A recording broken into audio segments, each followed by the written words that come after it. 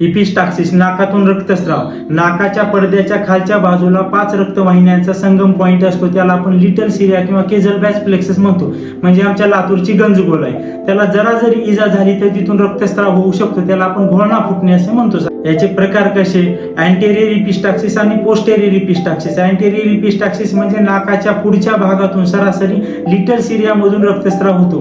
हा नॉर्मली लहान मुले व तरुण व्यक्तींमध्ये उद्भवतो. आणि पोस्टेरियर इपिस्टाक्सिस म्हणजे नाकाच्या पडद्याच्या पाठीमागच्या आणि वरच्या भागातून रक्तस्राव होतो. हा सरासरी वयोवृद्ध किंवा 40 वर्षावरील व्यक्तींमध्ये उद्भवतो. त्यामध्ये उच्च रक्तदाब, आर्टेरिओस्क्लेरोसिस यासारख्या प्रॉब्लेम मध्ये. याची कारणे लोकल कॉज, नाकाशी रिलेटेड, नाकात वारंवार बोट घालून इजा करणे किंवा नाकावर पडणे किंवा नाकावर बुक्का मारणे, वातावरणातील बदल, एकदम ड्राय किंवा कोल्ड वातावरण, लो ह्युमिडिटी, अति उंचावरील प्रवास, विमानातून प्रवास किंवा उंच टेकडीवर असणे, इरिटेटिंग घटक, कोणते अलर्जन्स असतील किंवा एखाद्या बाहेरची फॉरेन बॉडी काही अडकला असेल तर, किंवा एखादा diseases, viral rhinitis, sinusitis, diphtheria, nasal diphtheria किंवा डेव्हिएटेड नेझल सेप्टम्स, नाक वेडवाकडे असणे, सिस्टेमिक कॉजेस, हायपरटेन्शन, उच्च रक्तदाब, आयडिओपॅथी, काही कारण न समजणे, मलेरिया, डिप्थेरिया, मिझल्स, इलर्स-डॅमलस सिंड्रोम, हेमॅटॉलॉजिकल, रक्ताशी निगडीत, लो प्लेटलेट, थ्रोम्बोसाइटोमिया, मग ते डेंग्यू असेल किंवा अन्य कारणामध्ये असेल,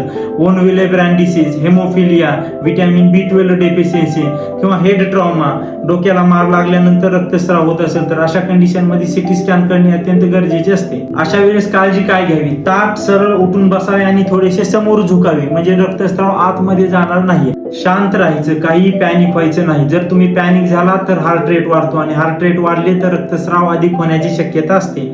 नाकाचा जो समोरचा सॉफ्ट पार्ट आहे तो दाबून धरायचा आणि तोंडावाटे श्वास घ्यायचा. जर फ्रीजमध्ये आईस पॅक अवेलेबल असेल तर तिथे आईस पॅक लावू शकता, ज्यामुळे ब्लड वेसल्स लोकल कन्स्ट्रिक्ट होतात आणि रक्तस्राव कमी होण्याची शक्यता होते. 15 मिनिटांनंतर जर रक्तस्राव थांबत नसेल किंवा रक्तस्राव सोबत दम लागणे, डोकं दुखणे, चक्कर येणे असं असेल तर त्वरित आपण जवळच्या रुग्णालयामध्ये जाणे अत्यावश्यक आहे. जर तुमच्या एरियामध्ये जर कोणी ENT स्पेशालिस्ट असेल तर त्यांच्याकडे जाणे अधिक फायदेशीर असेल, कान नाक घसा तज्ञाकडे.